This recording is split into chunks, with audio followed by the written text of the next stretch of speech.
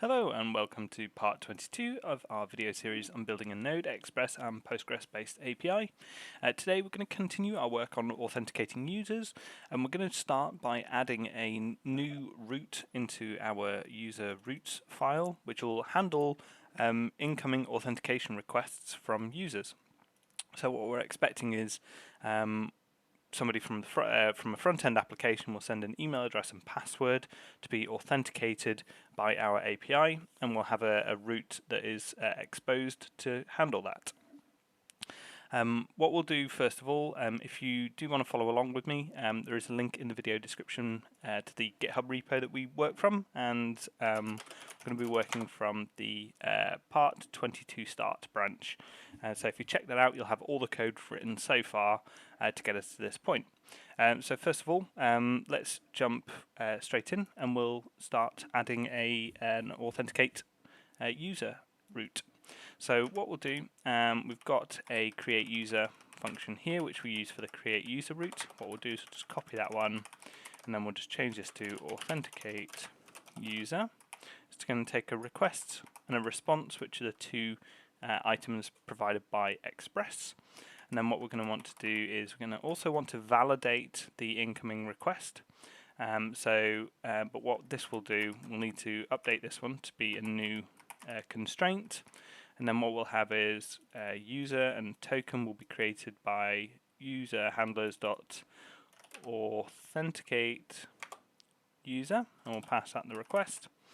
And then the response will actually be the same, because we get the same shape data back from authenticate user as we do from create user. So we'll actually have everything that we need to return it to the front end.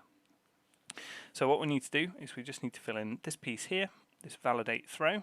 And we'll head over to our validation constraints file, which contains all of the validation constraints that we want our data to go through when we validate it.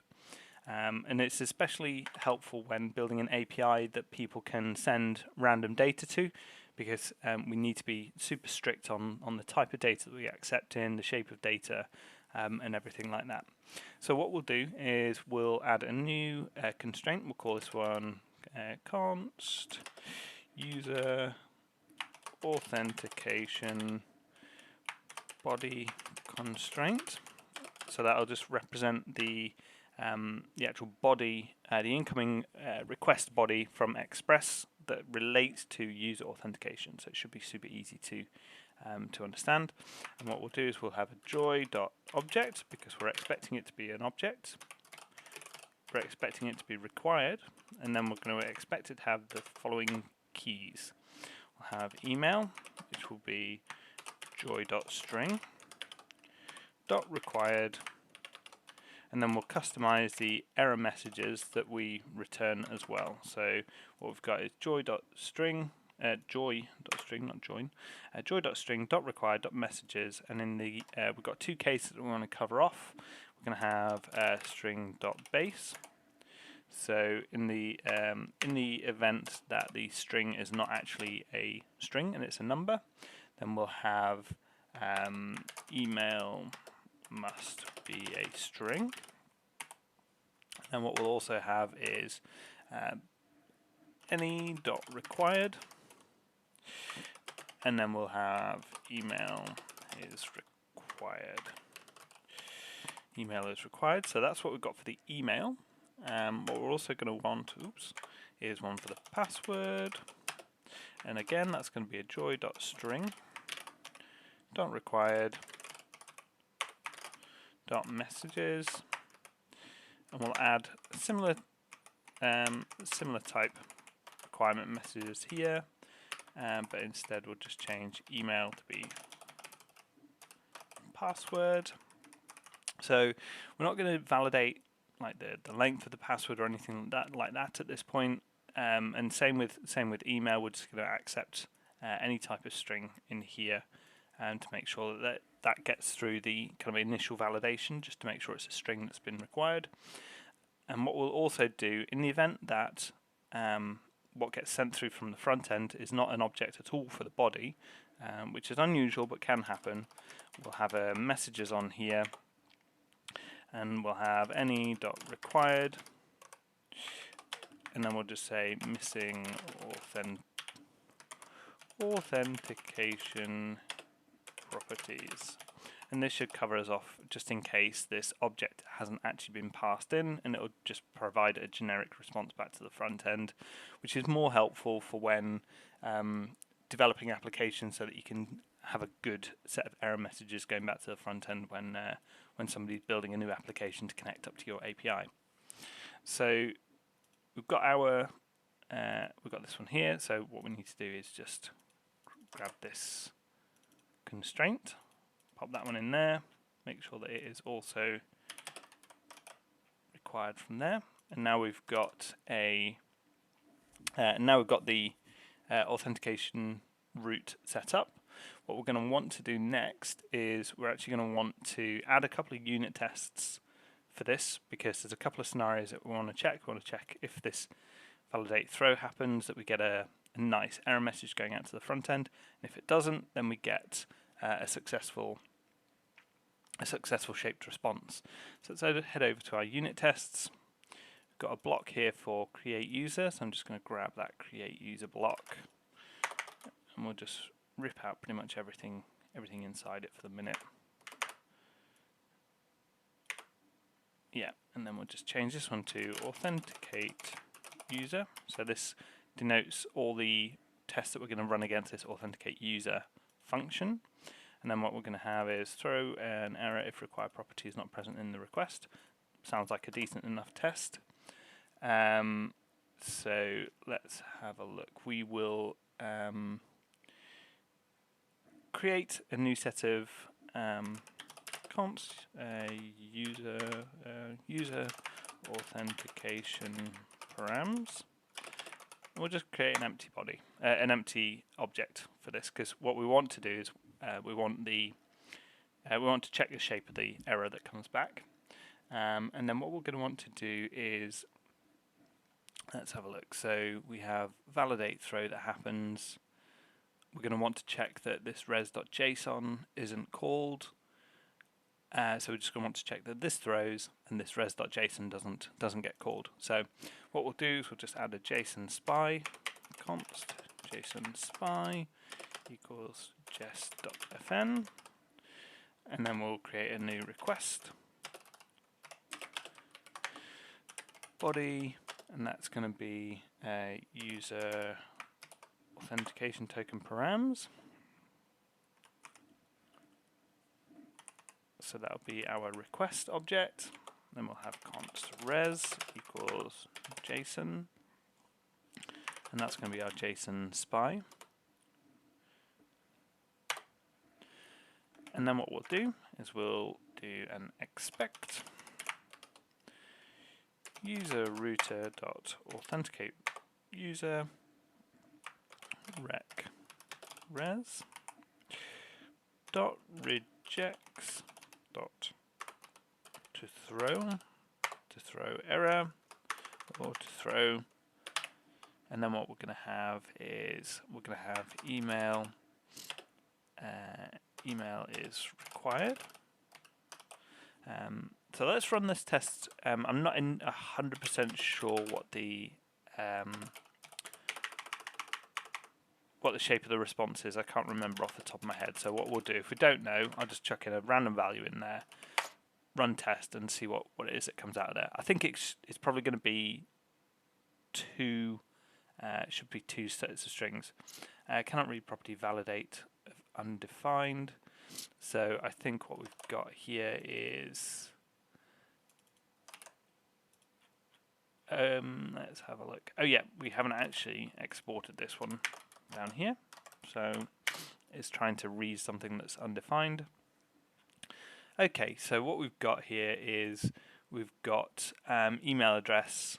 Email must be a string, or email is required that has been sent back, which is an expected response. And what we'll do as well, let's have a look. Throws an error if email address is not present in the request. So I'm just going to grab that one, copy. Oops, no, copy.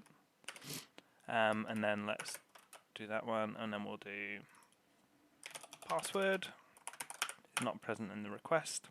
So what we can do is we can just put an email address in here,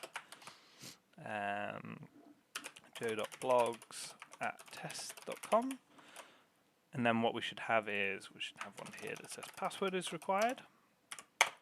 So run the test again, and those are working as expected.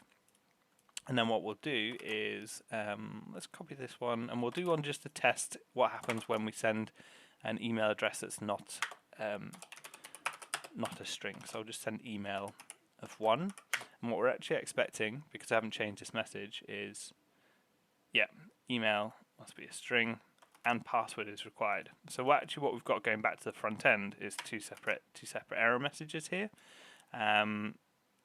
Let's have a look. So email is required, and then password is required.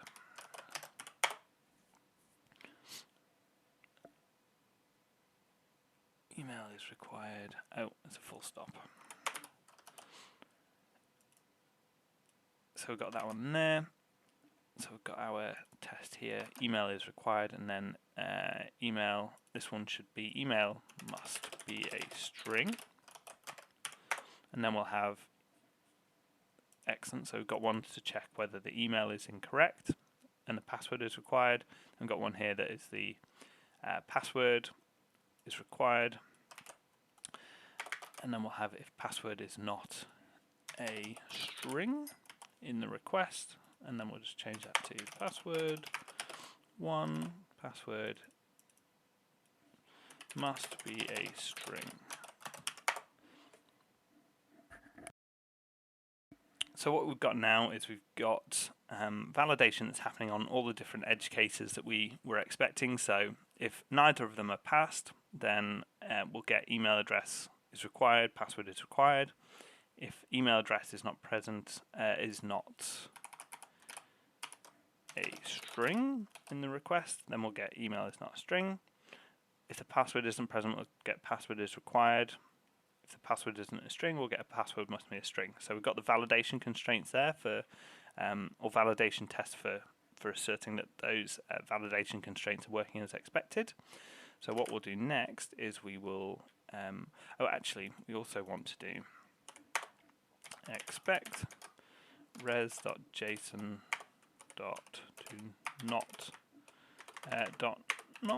to have been called, which is an important thing, because what should happen within this throw is it actually throws and then gets caught by a middleware. So we're expecting this res.json not to have been called. So we'll just add this assertion onto all of them as well, because that will cover us in the event that this validate throw changes the way that it works underneath it. So it'll make sure that that never happens, or if it does happen, that we're aware of it within our unit tests. So that's great. Now we've got a couple of lines remaining for test coverage, which are going to be these lines here. And so what we'll do is we'll add a new test that says calls res.json with a user once validation user/token once validation has passed. So let's do this. We're going to have password, and we're just going to call this valid password,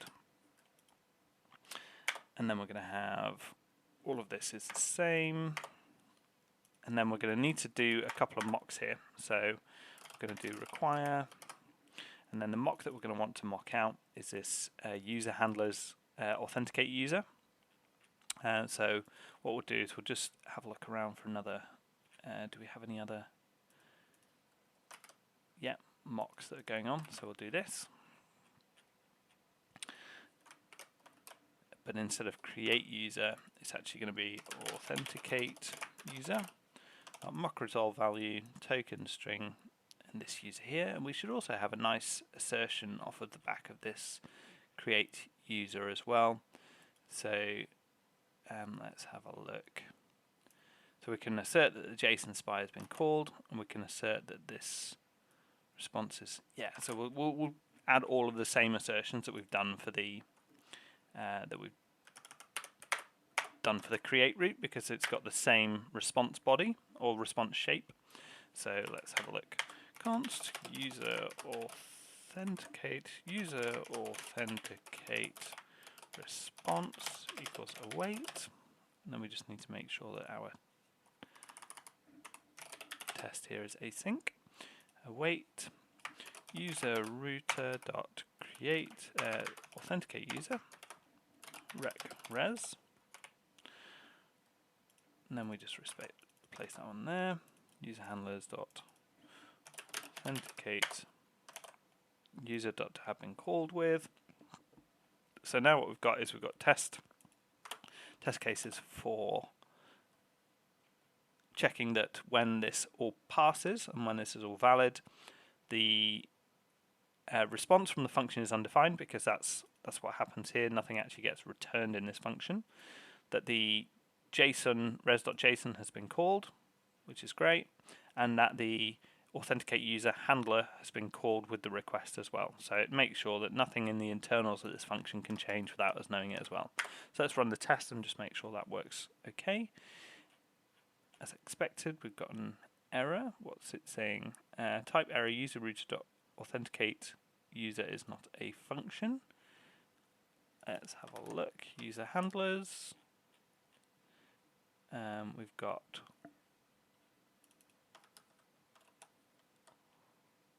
authenticate user. Let's have a look.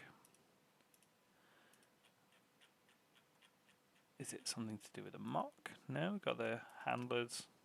Handlers are being mocked out. Maybe I've just got a typo in it. Let's have a look. Let's grab the function name from here.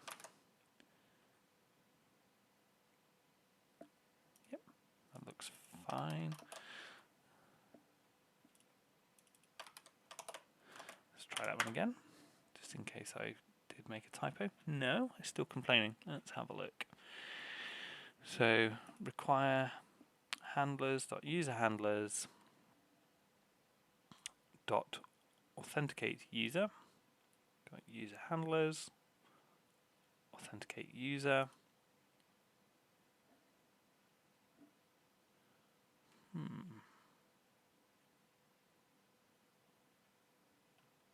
Let's have a look. Why is that not working?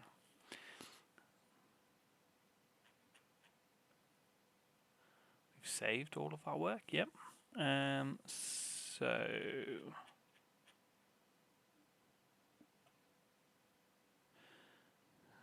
authenticate user handlers dot.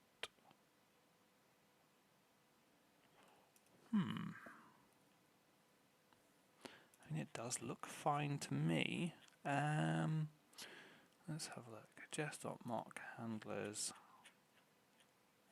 should be fine, and the error is it's on the require handlers user handlers dot authenticate user dot mock resolved value. Oh, hang on, no, it's not. It's on the user router dot authenticate user. Let's have a look. User router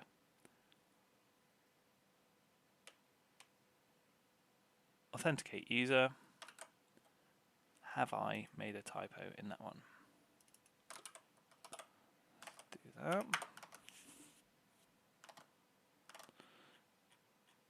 Okay, so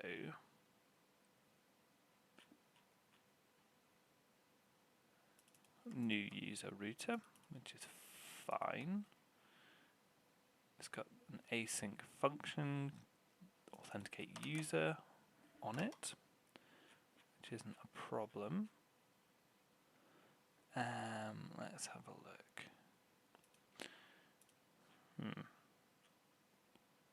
Wait. Oh, I see. Yeah, we're not actually calling the instance of user router. We're actually trying to call the user router directly. That's my bad. Let's try that one again. Excellent. So got passing tests.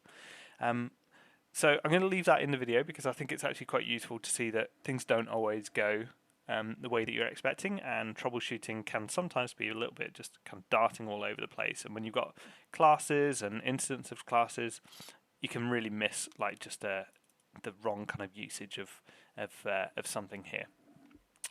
But now what we've got is we've got some nice unit tests to cover off all the different cases within our user routes, which is nice for authenticate user. What we'll do in the next video is we'll have a look at adding some integration tests, and what we'll also do is have a look at tidying up some of our tests as well, because we've got a lot of kind of duplication of code where we're recreating the same kind of things over and over again. So what we'll do in the next video is we'll do a bit of a testing video, which is going to be around integration tests for our Authenticate route, and having a look at how we can simplify some of our data generation for mock data that goes into our unit and integration test.